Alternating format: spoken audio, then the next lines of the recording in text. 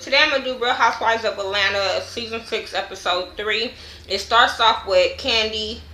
She's going to her office slash studio or whatever. She's going to talk to her manager, Don. So they're sitting there talking about, business or whatever, about the office and how she's excited that she has this office now and she can conduct her business actually in an office. So that was cool.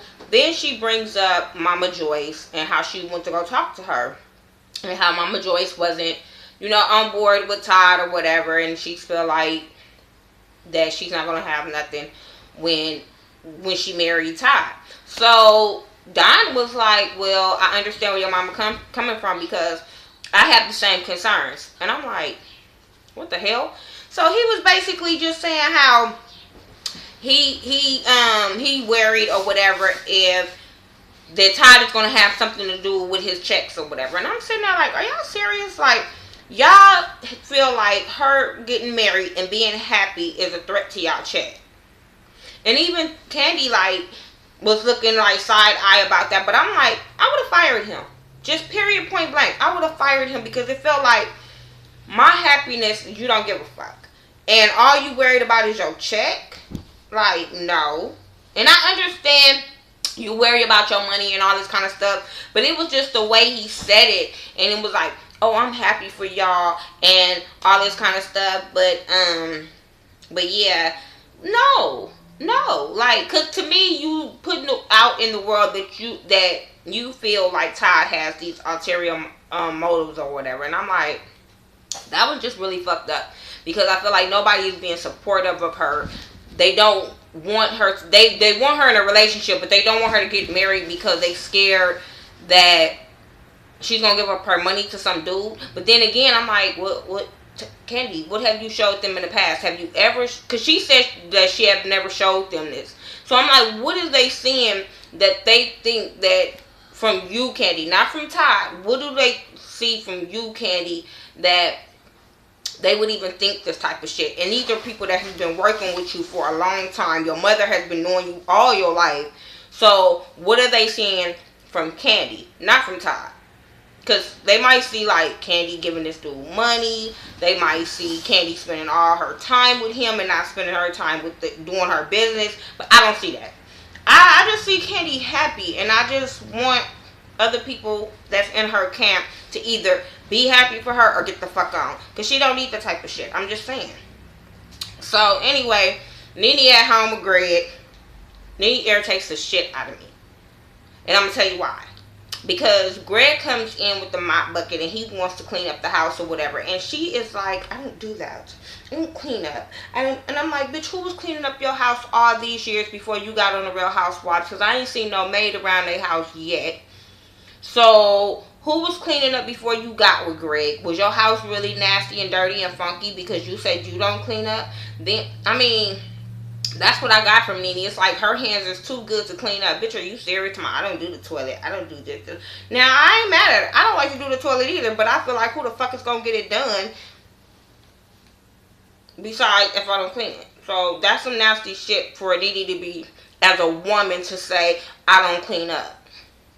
That shit wasn't cute at all. Whatever. So, then she gets a phone call from, I guess, her manager or whatever, and he's telling her that the job for Glee was pushed back because the death of the star from Glee.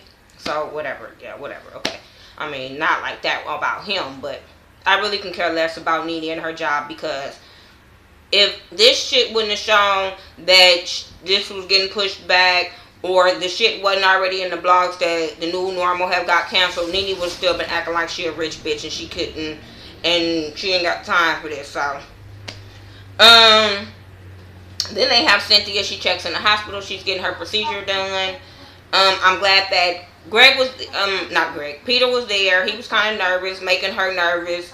But I'm glad that even though Peter is real hard on her and say whatever the fuck comes to his mind, I'm glad that he was really supportive of going with her to this surgery, bringing her back home and all that kind of stuff. So that was cool.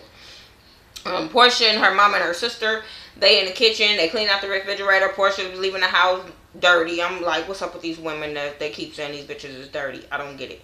So Portia was like, I got Chanel and Coco, or Coco and Chanel, whatever them fucking dogs, cats, whatever she had in her hand. She was talking about keeping them clean, and I'm sitting there like, hold on. So I'm sitting there like, really? You rather keep your dogs clean than keep the house clean? That's some nasty shit. But whatever. She childish to me anyway. What else happened with Portia? The movers came and brought her shit. She's still talking shit about Cordell. Let me tell y'all, I liked the Portia first season. The second season, I'm not feeling Portia too much, because I don't like people to use the gay card just because shit is not going their way. Don't use the gay card now that everybody have asked the question, is he gay? Now, I don't see Cordell as being gay. I do see Cordell as being controlling this shit and wanting his marriage and his life to go the way he wanted to go. And my thing is, Portia signed up for that shit before they got on the Real Housewives of Atlanta. She shouldn't have perpetrated or faked the funk, as she called it, faked it till she made it, or whatever, as she called it. She shouldn't have did that shit in season 1, because shit comes back to bite you in the ass. And don't act like it don't, because we have seen it time and time again on these Real Housewives of Atlanta. They perpetrate one season, and then all their stories and history and all that shit comes back to bite their ass and bite them in the ass. So my thing was her talking about, oh, he picked my dresses and my shoes. I thought that was him just dressing me up and him being metrosexual. And I'm sitting there like, why are you keep trying to use this, trying to insinuate this man is gay? And to me, I'm sorry, but I hope Cordell sues the shit out of her for this type of shit, because if this man is not gay, you are ruining his reputation, regardless of what people in the media have said about him. To me, you are trying to say, yes, he is. If you don't have no proof, my thing is, Portia, you better have proof by the end of this season. Because I really think this is really fucked up when bitches don't get what they want, or a dude don't want them, then they want to throw out the gay card. That shit is some bullshit to me. We'll get back onto that. Kenya, she's moving out of her house with her assistant. I can care fucking less. She's talking about her damn landlord. I can care less, because Kenya's trying to play the victim, and ain't nobody falling for this type of shit. She twerking on the piano. Didn't nobody care. You looked really stupid and childish, and you was too old for that type of shit. Phaedra and her kids and Apollo, they gonna take a photo shoot. Apollo wasn't here for that damn photo shoot, because we heard them in the room, and I guess they not caring that the damn speaker packs was on them, because little mic packs was on them, because they was arguing. But you could tell Phaedra was trying to keep it cute, but Apollo didn't give a fuck, and he was just like, you always playing this shit. I didn't know nothing about this. You just coming at me, springing this shit on me. He wasn't ready. He was like, I got shit to do. But anyways, she was talking about, we're gonna dress up in white, because I feel like black people wear white, they're black angels. And I'm sitting there like, girl, you is black delusional. Black delusional. Your marriage is falling apart, and you rather perpetrate for the cameras on taking family photos and acting like your marriage is crumbling for the camera eyes, and by the end of this season or the beginning of next season, we'll be hearing about your divorce. Don't play. Sorry, but I'm gonna hurt one of mine. So anyway, Candy and Riley, they're in the backyard cleaning up. Riley playing basketball with Candy cleaning up her half, I guess. So they're talking about, she was asking her how she was adjusting to the house and how she liking the house. And then they speak on Todd. They speak on Mama Joyce. And one thing got this whole conversation.